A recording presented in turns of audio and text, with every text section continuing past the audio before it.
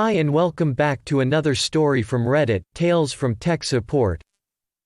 Please don't forget to like, share, and subscribe for future content. Let's now get straight into today's video.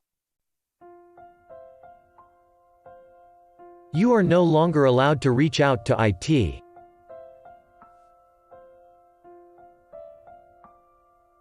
I worked on service desk not too long ago, and we had a frequent flyer always asking for help. It was always the simplest things: password reset after an hour of already resetting it, mouse isn't plugged in, that type of stuff. This was the last time he was allowed to come to SD for help. The user was an entry-level employee, straight from college. It's because of him that I don't assume younger people know technology. Dang, did I just say younger people? User walks into service desk. Hey, my PC is showing a black screen. Can you come help? Me, immediately annoyed by the presence of this user. Looking at user and side glancing at colleague. Hey there. Is it turned on? User, I don't know. Me, did you move the mouse to see if it was asleep? User, yes. Me, sounds like it's just turned off. Go make sure it's plugged in and press the power button and come back if it still isn't working. User leaves and comes back 5 minutes later. It's still not working. I get up. He leads me to his desk. I'm kind of annoyed. While he was away, I tried to ping his workstation and it wasn't connected. It was off. I'm 3 desks down and see the power light isn't on. I walk up and stand there. See it's plugged in. I also see the Ethernet port is lit, so it's getting power. So what to do? I press the power button. I hear the fan turn on. I don't even wait to see if it turns on. I just walk away. No words, nothing. User, whoa. What did you do? I stop about 10 steps away from him. Turn around. I pressed the power button. Next time I ask you to do the simple thing, please listen. User's colleagues who overheard me said various things like damn, he told you, or you should have listened, or just laughter. User's manager who happened to be passing me. Wait, did he just come ask you for help? I told him to just turn it on. Me, yep. That's all it was. Manager, user, you are no longer allowed to go to IT for help. If you need something, you come to me and I will escalate if it needs it. You waste too much time blaming IT on your issues. Me, thanks. As it turns out, not only would he do walk-ins, but he'd call our line for help on the same issues he'd walk in for.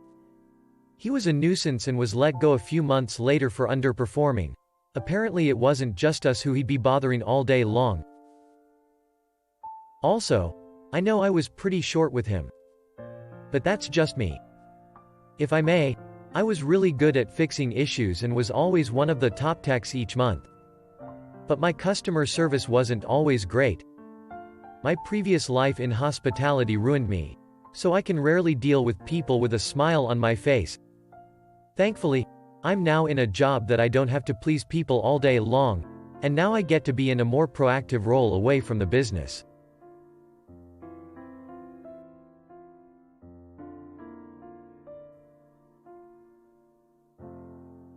How to lose your appeasement with this one simple trick.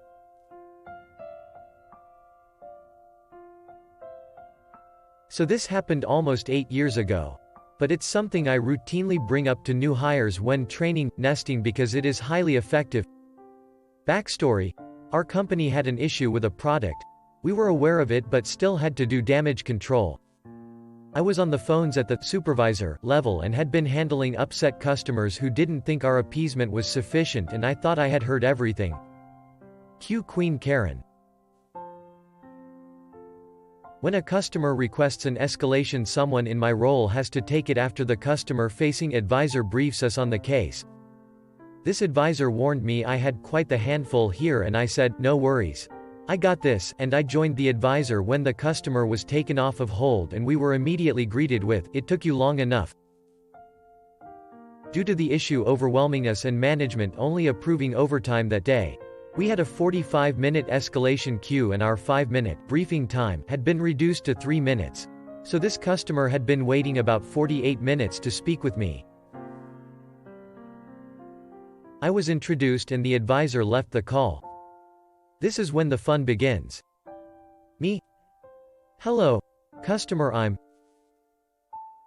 customer. I know the CEO and I'm a shareholder. I know my rights, and if you don't give me what I want right now, I'll hang up this phone and you will be fired. Me. Okay. I apologize if you feel our appeasement offer is insufficient. I can escalate your case to see if we can grant an additional appeasement, but I would need at least 48 hours to see what can be done. Customer. I know the CEO, I can call him right now and have you fired, so do it now. In this moment, all my frustration and rage boiled over, and instead of screaming her stupid, I decided to call her bluff. Me. After pausing to regain my composure. Ma'am, I can clearly see you are very important, and since you have clearly stated twice that you have a far more effective path of escalation than any I can provide, I feel it is best that you follow your escalation path. Silence for a good 30 seconds followed by, "What?" Me. You said twice during our conversation you can directly speak with our CEO. My escalation path ends far before the CEO or any other senior officer in the company, so I think it's best you follow your escalation path. Realizing she screwed up, she tries to walk it back. Customer. No, you see. Me. No. I simply cannot allow you to continue down this path when you have a far more effective way to resolve this issue. I will make sure to note this in your case and on your account so you don't have to bother with our less effective escalation path in the future. I hope you have a great day. In case you're wondering what happened, she filed a formal complaint when she called another advisor who saw my notes and complied with her request. My manager thought it was hilarious and took the extraordinary step to call her and ask why the customer was bothering her staff when she could have dealt with the CEO directly and gotten her preferred resolution. The customer was dumbfounded that we actually believed her and whined about getting the appeasement. My manager held the line on denying appeasement and advised the customer to choose her words more carefully going forward. So, yeah, if you call tech support and say you personally know the CEO of the company, you may get an advisor I trained who will close your case and refer you to your escalation path. 95% of people watching aren't current subscribers. Please take a moment to subscribe to the channel, as it really helps to create better content going forward.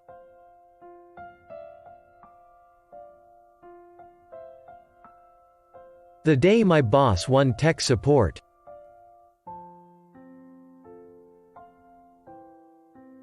I mostly lurk, but this boys, girls and friends, this story had to be told. Some minor context. We do software support for a thing that's used by essentially everyone. We may go from a call with a mom and pop running everything on an underpowered ancient SBS 11, to a multinational running 10,000 server instances in their own cloud and have to unscrew whatever's stopped doing the thing we're supposed to do on our thing. Not germane to this story, but germane to the ticket. We're not rocket scientists, but we see all kinds of stuff, in all kinds of setups, and everyone came up as a tech first. We're of course, all remote. So Teams, and bloody internet access is life.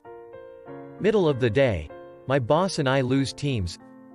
We're coordinating about 20 people and interfacing with a couple other departments on moderately important things. No big deal. 10 minutes later, she pops back into chat. ISP, known for being jerks, didn't believe me. They found around and found out. She'd done what any of us would do.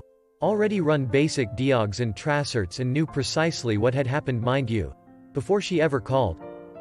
The Tier 1 call lasted 1 minute 15 seconds as they established that the T1 didn't know what a tracert was, and he handed her off to T2. The T2 call lasted somewhat longer, as they made the mistake of debating whether her knowledge of enterprise-level routing was relevant, and she was forced to explain the finer points of the OSI model to them. They thought they'd placed her on hold, oops. So she heard the quick discussion of who best in T3 could shut this Karen down. This gave her enough time to backchannel another tech of ours who had come from ISP, known to be jerks, a few years ago, and find out the name of the T3's current lead. By the time he came on the call, she asked him to bring that gent in by name. Presumably wetting himself and wondering what fresh abyss he'd opened on this fine Thursday morning, he did so. She opened with a rundown of the diagnostics she'd been able to run so far, and what she'd need to diagnose the issue on the fly with them. After a quick review, they agreed there was almost certainly something wrong at her last mile node and they'd get back to her within the hour. Nope. I'm responsible for issues with companies, including yours, that run in the millions of dollars per minute of outage time. My contract with you is ironclad. And according to what I see here, you director's email is X. What personal assurances do I have that you'll have me an answer within 30 minutes? Guys, she extracted AT3 lead's personal cell phone number in under 8 minutes flat. Precisely 26 minutes later, she texted him a picture of the car that had taken out the hub servicing her apartment complex. At 29 minutes, she got a call from the lead, letting her know they'd forwarded it to their local NOC techs and a truck was rolling. No Karening involved. She just bloody massacred these guys in seconds with pure tech, and all I can do is come to bear the tale of the day my boss won customer support. It's an hour later and I'm still just kind of sitting here in awe.